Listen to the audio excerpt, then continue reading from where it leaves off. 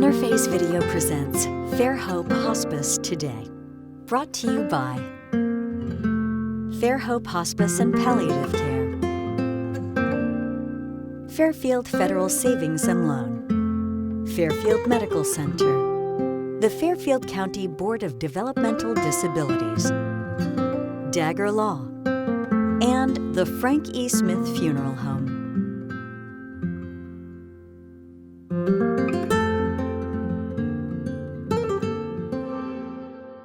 Hello, welcome to Fairhope Hospice Today. I'm Kristen Glazier, President and CEO here at Fairhope, and we are outside on the patio in the butterfly garden. It's a beautiful day. You can tell that we are squinting as the sun is giving us some beautiful sunshine as we move into this next month and, anxiously are looking forward to the fall weather. So today I have some very special guests with me.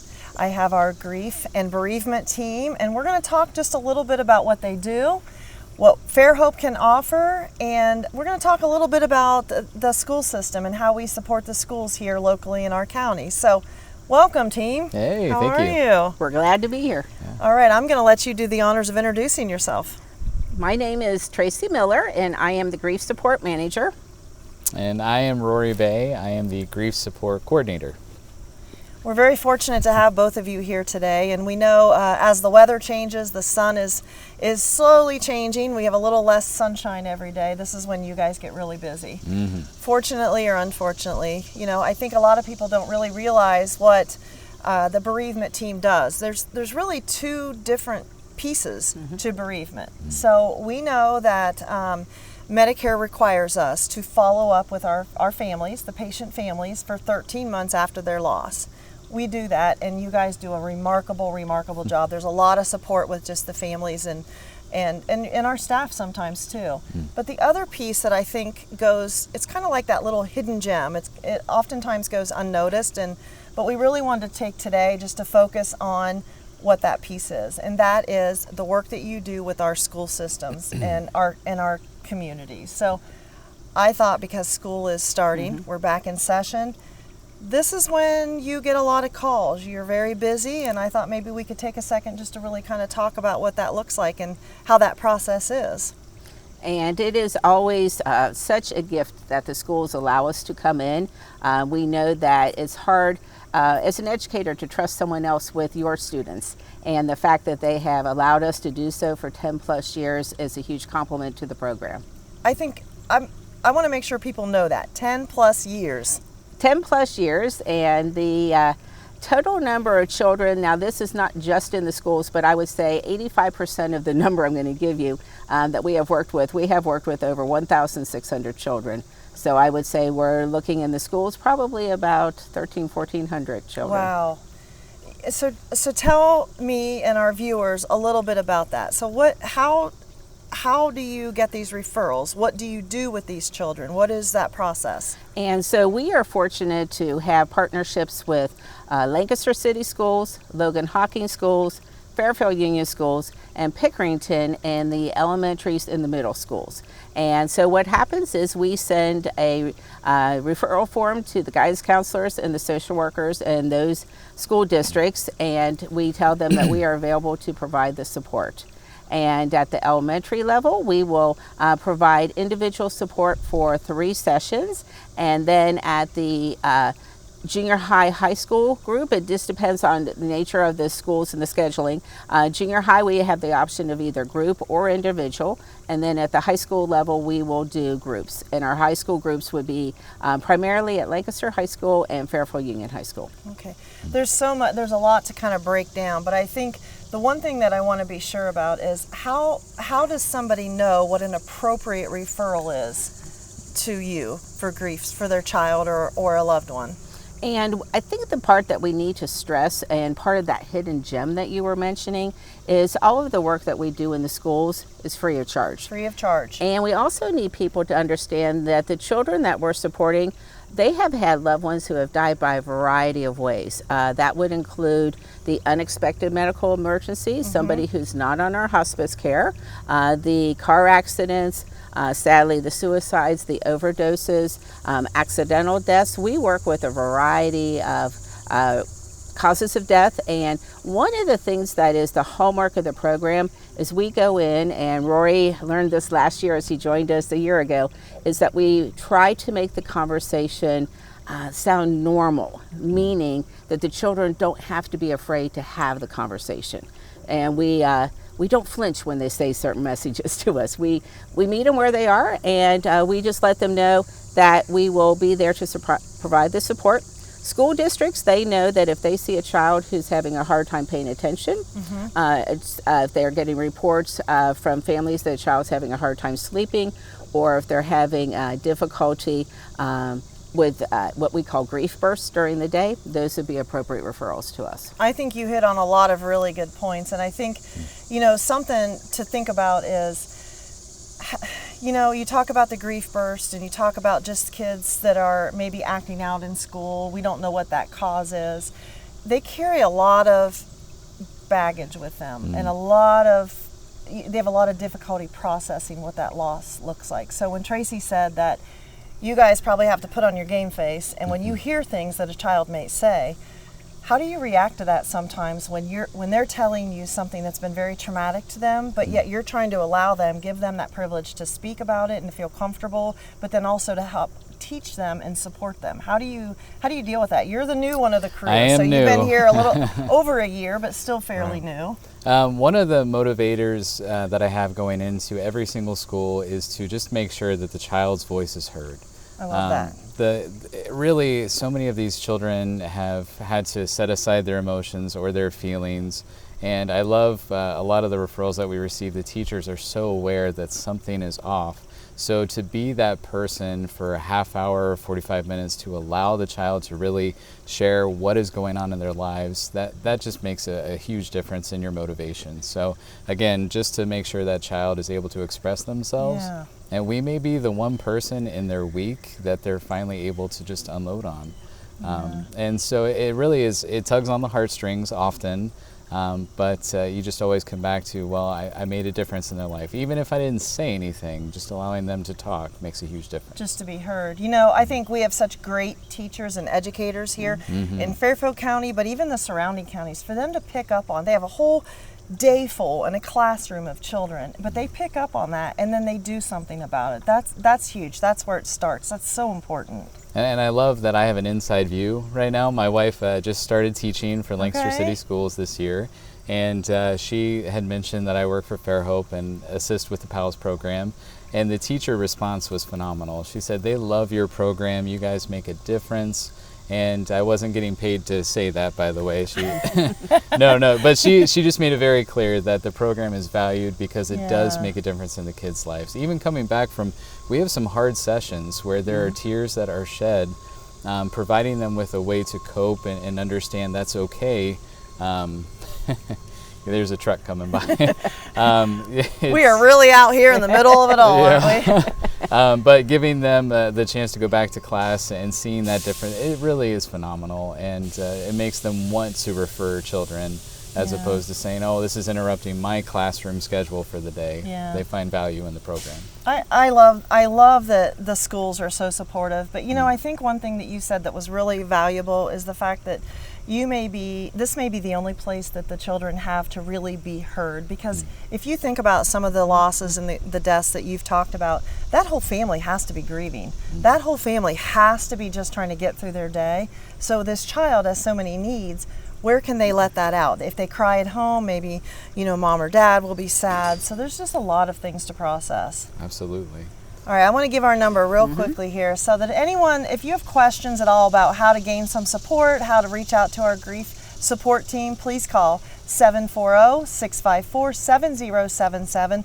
Our Facebook page is very interactive, or you can go to fairhopehospice.org.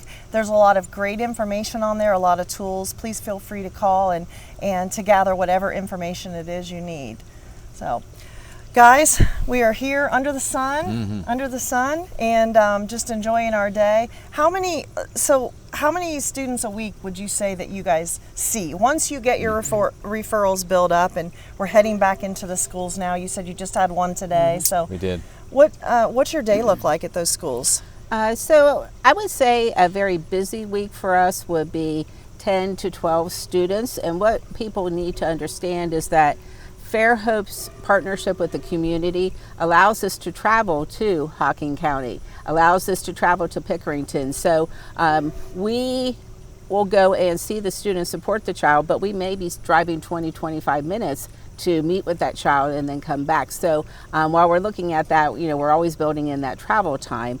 So when those numbers might not sound like a lot in terms of being there for the child, that's huge. The other piece that I think is really a hallmark of our program is my background is education, and so when we designed this program, I went with what I knew best, and that was a model of asking the teacher when is a good time for us to work with the student. And so what we do is we will have that conversation with the teacher via email, and they let us know the best time to work with that student. So our schedule will match what works best. And so we will customize to that. And so that's very helpful to the child, because then they're not having to go back and feel as if they have to make up a lot of academic work. I was going to say that's just really respectful, because I'm sure the students then, although they enjoy their time with you, they probably do feel a little anxious the older they are about being removed from class and trying to catch up. Yeah. And then our day, some sessions, because of the way the referrals come in, we do use our 3-session series, and that we have found we're able to spend our first session debriefing the death, getting a sense of the child's grief reactions, and then coming up with some coping strategies. Our second session is an art project. Our third session wraps up all of those pieces together and allows them to make the next steps so that they can continue to live the life that they're meant to live. Great. We are going to come back to that. We're going to take a quick break, and then we want to come back, and I really want to kind of talk a little bit more about the support, how we're working towards coping skills, teaching these students just great tools for the rest of their life. So this is Fairhope Hospice Today. Stay tuned for our next segment.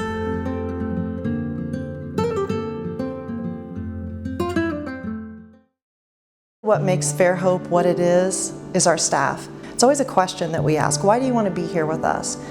And what they most always say is, you've touched my life this way.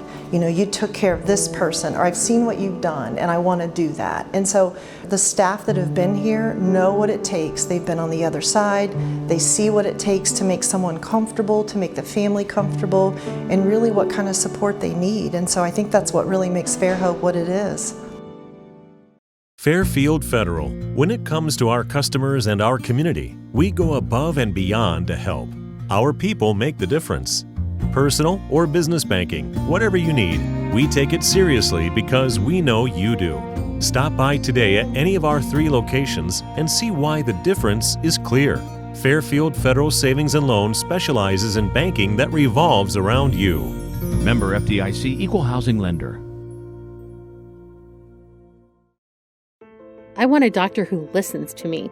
From primary care to specialty medicine, we put your needs first by treating you like a person, not a number. Our primary care team will help you identify your healthcare needs and set goals for success, regardless of where you are in your wellness journey. We care for patients of all ages, with offices that are close to you. Whatever you're searching for, you can find it at Fairfield Medical Center.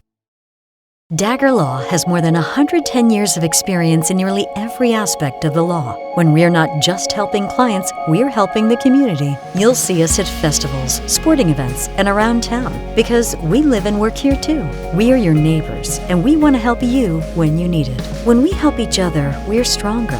Our community is stronger. Creating a strong, vibrant, healthy, and safe community is everyone's responsibility, and we take the responsibility seriously. We are local, we are trusted, we are experienced.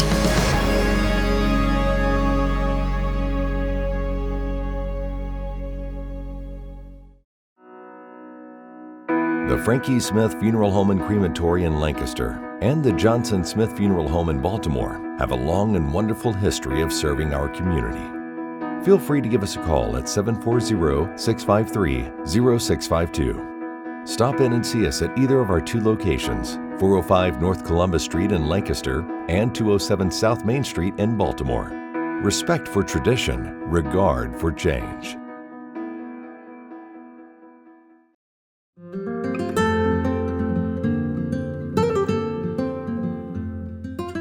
Hi, I'm Kristen Glazier, President and CEO of Fairhope Hospice and Palliative Care, home of the Pickering House. Here's where we are filming from today. Welcome to Fairhope Hospice today. Joining me are my guests from our grief and bereavement team. We've got the calls of nature here. We've got just hopefully seen some deer. I think last time we filmed out here we had deer walking behind us, so we'll see what we find today outside.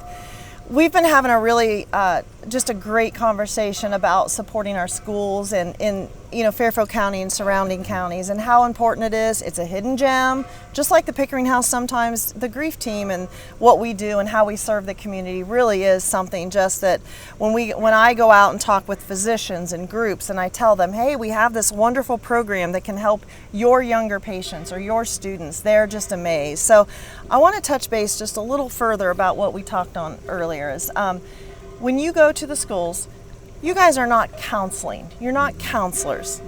So you are providing grief support. And I think a really important part of that is you're teaching. You are teaching these young students how to cope.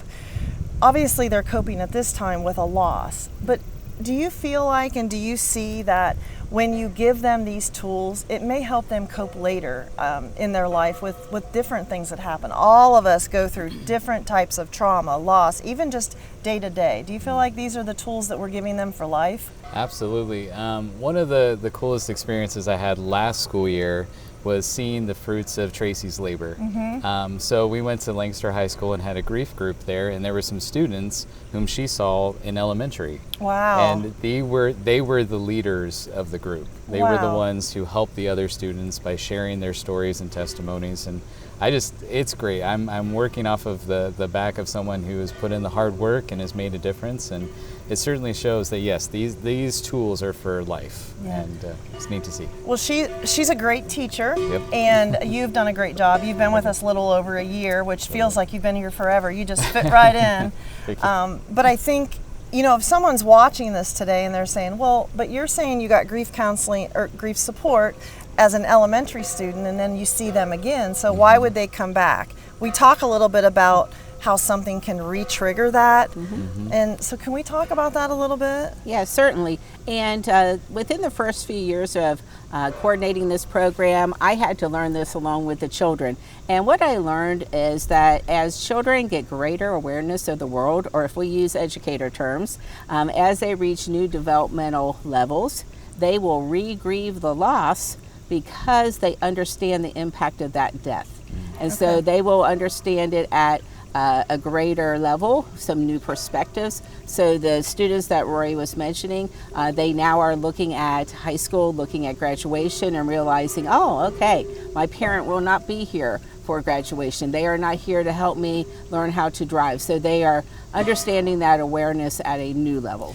So when you see them as elementary children, if they've lost a parent or a guardian, and then you see them again when, as you say, the development continues, do you feel like the effect of that is less, or their coping skills are better? What do you see? I think what you initially see is that the children are open to having the conversation. Okay. They don't feel as if they have to explain their feelings, rationalize their feelings. They're also comfortable using what we call the D words, dead, death, dying. And so they can say, yes, my father died, my mother died. So for them in the conversation, they're not having to hide that. It is a fact of their life. And then they're able to go and say, so now that I have this lack of a parent, grandparent, what am I going to do next? Okay. Let's take a second and give that phone number. So if what you're hearing today really stands out to you and you know someone that needs some support, please call 740-654-7077. Please go to our website, fairhopehospice.org. There's lots of great information, phone numbers there. So please feel free to reach out and ask for the grief team. We'll get you in the right direction, and probably you'll speak with one of these fine employees we have here.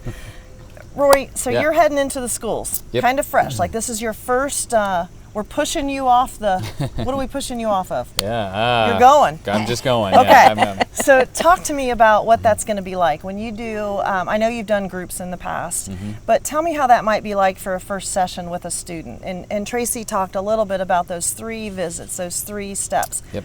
Can you talk just a little bit more in depth about that? Sure. The first visit, establishing that relationship, that rapport, it seemed scary, I have to admit. I mean, I have children of my own that are younger, but the first time you go in and you know this child is hurting, I put added pressure on myself. I just want to make sure, again, their voice is heard. So that first session, when you hear the story, you never really know what you're going to hear. And what I love about the program too, again, wanting to hear the voice of the child, the caregiver, the parent may have an understanding of the significance of the relationship of the person they lost, but when you start to hear it from that person's perspective, it changes the understanding a little bit. And I think the parents or caregivers are very thankful for that perspective. But in that first session, usually there is what we call a grief burst, and essentially that's literally when the grief comes out of nowhere. Sometimes that is through tears. There have been a couple where it's maybe anger. You never know what the response is, but the nice thing is we provide them with a technique that Tracy has developed. It's a cold technique, and I love the sensory processing technique where you have the child hold on to something cold, and you make it animated. You try to make them not feel odd about it, but they're holding on to that cold item. And then without a doubt, you see this child take a breath, maybe they smile, maybe their attention is completely different. And you know right there, I gave them a tool to help them long term. So that first session is really neat because, again, you never know what you're going to, you never expect what you're going to receive, but when you do receive it and you're attentive and you're able to provide them with assistance, it's so wonderful to see. And then I love the times where you go back to the school for the second week and they're like, oh, hey, good to see you. And then when the secretaries or teachers see that, they feel confident this program is helping this child at this time. You know, you talked a little bit about the cold, and you know we've used that here as a social worker. I've used that here at the Pickering House with adults, and so for kids to have that, it's just amazing.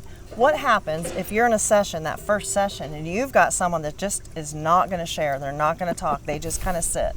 Well, Tracy has taught me very well about how to ask questions. Okay. And learning that you can strike a nerve in different ways. For instance, I had one kiddo, he didn't want to speak a whole lot, and I just went to a different subject. I talked about football, made a connection there, and then that consumed a lot of our conversation, but then I could put in a little bit of the conversation about the loved one that passed.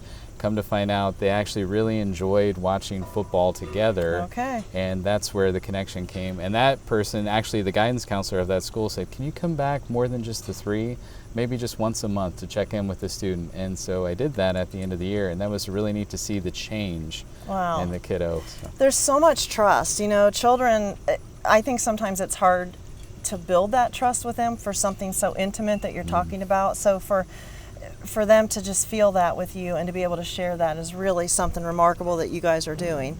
So it sounds like if there is a need past that 3rd session, there can be some check-in points later on throughout the year. Absolutely. And part of our usual practice is that we will call the family member that signed our paperwork, and we will call them a month after the death to see how the child is processing the lessons and if there's any other check-ins that we need to do. So we will follow up with that as well.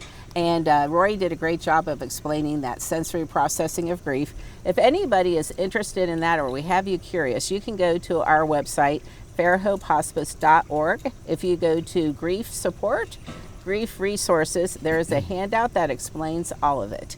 So you can also get our book that we wrote that explains the end-of-life process from a child's point of view for them to understand. So all of that is available to you on the website.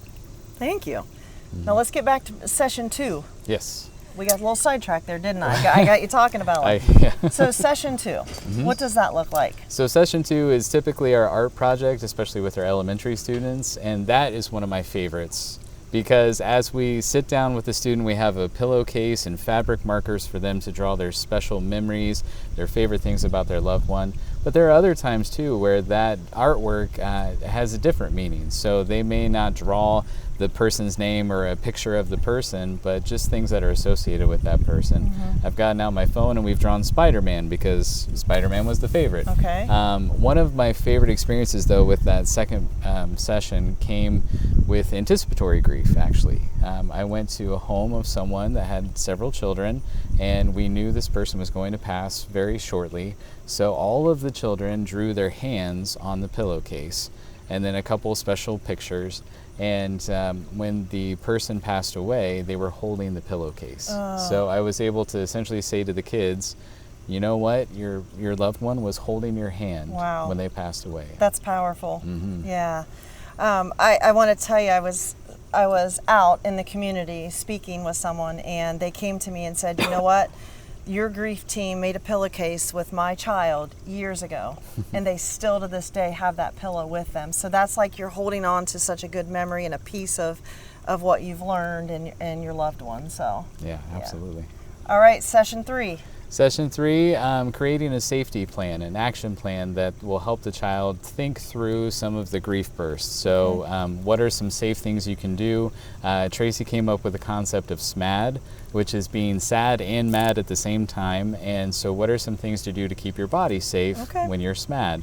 But I love that piece because you're not just giving them these fluid concepts. They actually have a structured program that they can take with them, and then the caregiver can look at if there's a grief response that's greater than what they expected. They have that action plan and can provide them with some options to calm down. Wow. You know, you sound like, well, in 3 sessions we've got this fixed, but literally though, in 3 sessions you've given them so many tools that they can carry on with them. And then we talked about, it sounds like they can, you can check in throughout the year, and you know, in some cases see them when they're graduating high school and becoming young adults. And so I'm sure that's just really a wonderful thing to witness. It is beautiful. It's also beautiful for those that we supported over the years to now see them graduating, some of them married, children of their own, successful in jobs. One of our special moments is one of the students that we have worked with. One of my former colleague who recently retired happened to be in the hospital, and one of the people caring for him was one of the students that we had supported for years. Oh my goodness. And so that was powerful. And as that person was interacting with our employee, kept saying, this is my grief support person, this is my grief support person, which was beautiful to see. And they're proud of it, and they can say those words instead of holding that grief in. It's great. So the one thing I do want to reiterate before we close today, these services are free of charge. Correct. Okay, so I want to make sure all of you heard that, because there are, you know, it's such a valuable time and lesson for your students. This is free. So when you donate to Fairhope, when you give back to Fairhope, however you may do that, talent, time, or treasure, that's what we use to pay for these wonderful tools, the supplies that we need, and just the ability to do that. So we're very thankful to our donors. I'm very thankful to these two for what the work they do every day. None of us here really understand the burden that you carry and the things that you hear, and you're just a joy to be around and such an important part of Fairhope. So thank you for that. Please give us a call if there's anything we can do. You can give us a call at 740-654-7077. Please join our Facebook page or our website, which is fairhopehospice.org. And on that note, what do you two like to do when you're not working with children? I know what you do. You are the golfer and the workout. The workout. All right. We have golfed together, haven't we? We have. It wasn't pretty, but we did it. Nope, but we weren't in last place. We were not. That says something. All right. Tracy, what do you do on your off time? So I'll either take hikes at local parks, or I like to read, and lately I have been very involved in telling the family history and looking at stories of the family. So love it. We've already had a chance to look at that. And we want to thank you for your ongoing support. Oh my gosh. So the freedom that we have to support the children and knowing that we have your backing and support is tremendous. So thank you for that. You're very welcome. It's my pleasure. Well, that wraps up our show for today. We're going to get out of the sun. I think we're melting. Rory's melting. A little tan over here. Thank you so much for watching today. You've been watching Fairhope Hospice Today. This is Kristen Glazier. Thank you. Interface Video presents Fairhope Hospice Today. Brought to you by Fairhope Hospice and Palliative Care, Fairfield Federal Savings and Loan, Fairfield Medical Center, the Fairfield County Board of Developmental Disabilities, Dagger Law, and the Frank E. Smith Funeral Home.